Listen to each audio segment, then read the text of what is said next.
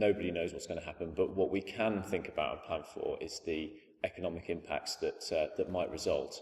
We know things like currency movements are likely to change. We know markets might move. We know there might be strain around trade, around overseas trade, around import and export from the EU. Trustees should be thinking about the economic impacts, and should be talking to employers about how they're responding, what contingency plans they're making for the business. If the answers are not providing comfort, then this is an important time to think about taking external covenant advice. If a scheme already has an advisor, then trustees should be talking to that covenant advisor in any case. The risks that Brexit poses aren't new. They're the same risks that trustees face every day. But what Brexit does bring is almost a platform for more extreme risks to emerge, and if not extreme, then risks that are more unlikely on a normal day. So, for example, an equity market crash or extremely low gilt yields. Brexit really is just a test of how good the Trustees' integrated risk management framework is.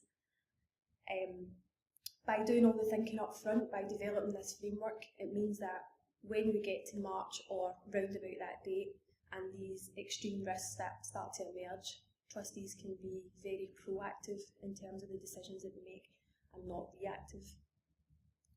An extremely important part of acting proactively is getting timely information, so it's really important that in the run-up to Brexit, trustees are speaking to their advisors about what information they can get. Ideally, trustees should be looking to get daily funding information.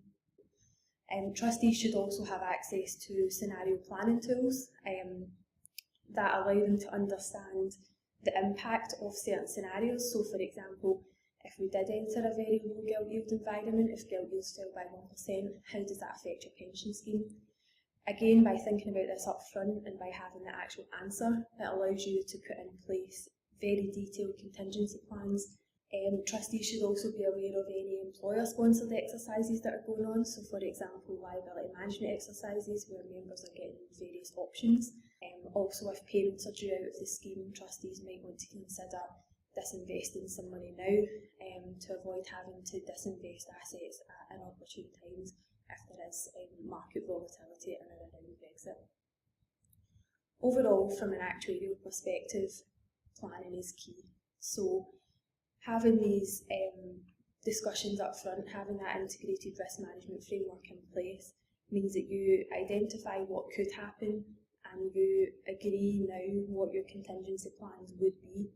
Brexit will affect clients' investments in an unforeseeable way, and it's important that clients take steps to understand the level of risks being taken. And this can include understanding the level of UK equity exposure or property exposure, and then trying to align that with their long-term strategic asset allocation. It also might be important for clients to consider using hedges and the appropriate level of hedging within their portfolio. Trustees should ensure that they have enough cash in their trustee bank account. This is to avoid any trading around volatile Brexit times. Changes in the asset allocation should be avoided.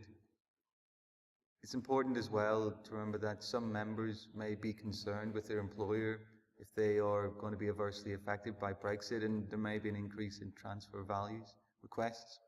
To control the level of risk in the portfolio, clients may want to use triggers, as gilt yields could be very volatile. Triggers could get hit quite quickly. So it's important that they understand where their funding level is and how it could be affected. Clients' investments with fund managers need to be considered in the sense that small fund managers may not have enough resources to get dedicated to a Brexit plan. On the administration side, there are two key areas we've been focusing on with regards to Brexit and the scenario of no deal.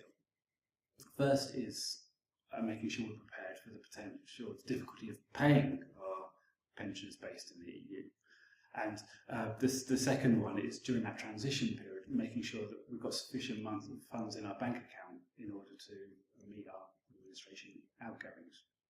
What we have done, though, is been through all of our schemes.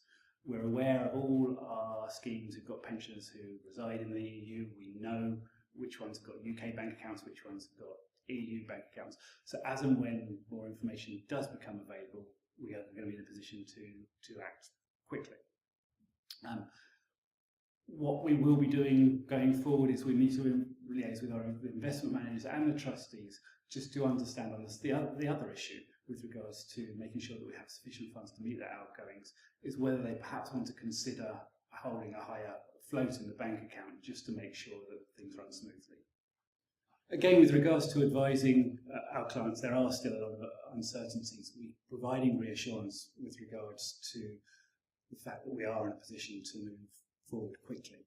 We know the affected members, so if the trustees wish to communicate to the affected members, we can provide that list of members readily.